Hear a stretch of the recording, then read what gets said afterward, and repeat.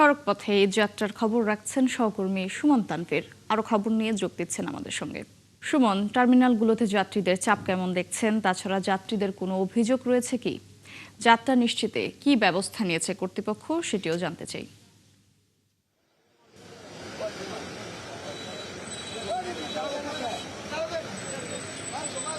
আসলে দৃশ্যমান ব্যবস্থার কোনো অন্ত নেই গাবতলী বাস টার্মিনালে, অর্থাৎ বিআরটি এর ভ্রাম্যমাণ আদালত বলেন কিংবা পুলিশ, র্যাব এবং অন্যান্য আইন শৃঙ্খলার বাহিনী বলেন, প্রত্যেকটি আসলে সংস্থার সদস্যরা এই গাবতলী বাস টার্মিনালে রয়েছেন। তবে যে কাজটির জন্য তারা আসলে রয়েছেন, অর্থাৎ যেটি তদারকির জন্য, যে মানুষজন অর্থাৎ সাধারণ যাত্রী যারা ঈদে বাড়ি ফিরছেন তাদের যাতে কোনো ভোগান্তি না হয়, সেই ভোগান্তি আসলে তারা কিন্তু আসলে সেই অর্থে এড়াতে পারছেন না। অর্থাৎ মূল যে অভিযোগটি প্রতিবার ঈদেই যে মূল অভিযোগটি আসে বাড়তি ভাড়া, এবার কিন্তু গতকালই যে যাত্রী কল্যাণ সমিতি তারা একটি হিসাব দিয়েছিল। তারা বলছিল যে তাদের গবেষণায় তারা যেটি পেয়েছে যে প্রায় 87% গাড়ি আসলে বাড়তি ভাড়া নিচ্ছে এবং তারা একটি টাকার অঙ্ক উল্লেখ করেছে, প্রায় 100 কোটির বেশি টাকা এই বাড়তি ভাড়া আদায় করে নিচ্ছে বাস শ্রমিক এবং মালিকরা। আমরা সকাল থেকে গাবতলী বাস টার্মিনালে রয়েছে, আমরা টাকার অঙ্কটি এত বড় অঙ্কের হিসাব আমরা দিতে পারবো না। তবে আমরা যেসব গাড়িতে সকাল থেকে কথা বলেছি, যেসব গাড়িতে যাত্রীরা আসলে তাদের বাড়িতে যাচ্ছেন,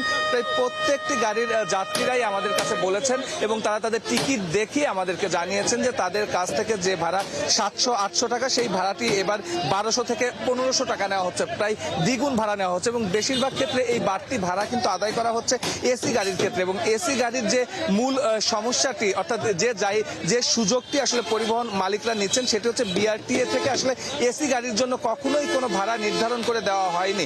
সেই সুযোগটি তারা নিচ্ছেন। তারা যে অজুহাতটি দিচ্ছেন, তারা বলছেন যে সাধারণ সময়, খুবই হাস্যকর অজুহাত, যে সাধারণ সময়ে তারা কম ভাড়ায় আসলে এই পরিবহনগুলো আসলে যাত্রী সেবা দিয়ে থাকেন। অর্থাৎ 1000 টাকা যে পরিবহনের ভাড়া, সেই পরিবহন সারা বছর 600 টাকায় আসলে যাত্রী সেবা দেন। একমাত্র ঈদের সময় এসে নাকি তারা আসলে যেটি একদম অ্যাকচুয়াল ভাড়া, সেই ভাড়াটি নেন। এবং আমরা এই অজুহাত। তানভীর, সুমন, আপনি থাকবেন, আপনার সঙ্গে আবারও যুক্ত হবো আপডেট জানার জন্য। দর্শক, গাবতলী বাস টার্মিনাল থেকে সড়ক পথে যাত্রার খবর জানাচ্ছিলেন সহকর্মী সুমন তানভীর।